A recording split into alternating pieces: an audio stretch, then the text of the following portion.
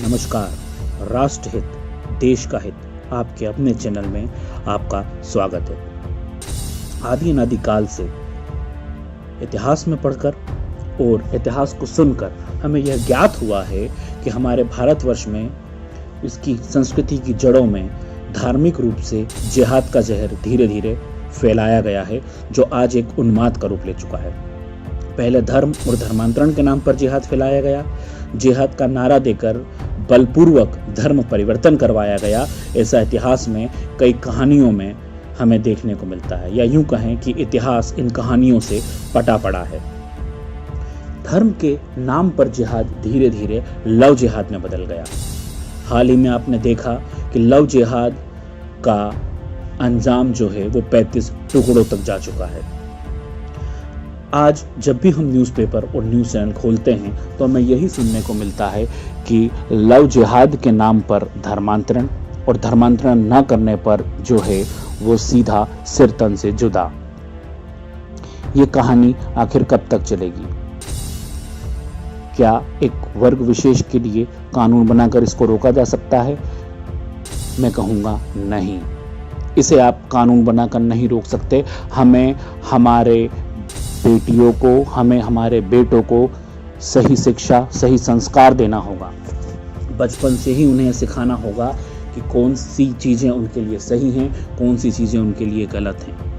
धर्म और लव जिहाद, यानी कि जो जिहाद रूपी उन्माद है, ये जिहाद रूपी जो जहर का शब्द है, इससे हमें उन्हें पहले ही परिचित कराना होगा। अन्यथा वो दिन दूर नहीं जब जिन युवाओं पर या जिन युवाओं की टोली पर भारतवर्ष को गर्व होता है, वे ही युवा जो है वो खोखले हो जाएंगे। लव और धर्म जिहाद के बाद एक नया जिहाद आया है, वो है टैलेंट जिहाद। आजकल भोले भाले हिंदू लड़के और लड़कियों को, जो कि बहुत तेज हैं मानसिक रूप से भी और शारीरिक रूप से भी, जिन्हें अपने लक्ष्य पता है, जिन्होंने अपनी मंजिल को चुन लिया है और उस मंजिल पर सरपट दौड़ रहे हैं, उस मंजिल की ओर सरपट दौड़ रहे हैं, उन्हें गलत कामों में लिप्त कर दिया जाता है एक वर्ग विशेष के द्वारा। जैसे कि उन्हें नशे की ओर बढ़ जाना। कुछ उदाहरण ऐसे देखने को मिले हैं कि कुछ IITian लड़के, कुछ IITian लड़कियां, कुछ लड़कियां जो किसी फैशन डिजाइनिंग में, एरोस्टेस की फील्ड में अच्छा करने जा रही थी, उन्हें एक वर्ग विशेष के समुदाय ने अपने चंगुल में लेकर नशे की तरफ मोड़ दिया। आज वो सभी सुधार गृह में हैं। तो हमें धर्म और लव जिहाद के बाद अब टैलेंट जिहाद से भी निपटना है, क्योंकि ये अभी जो है पैर पसार रहा है।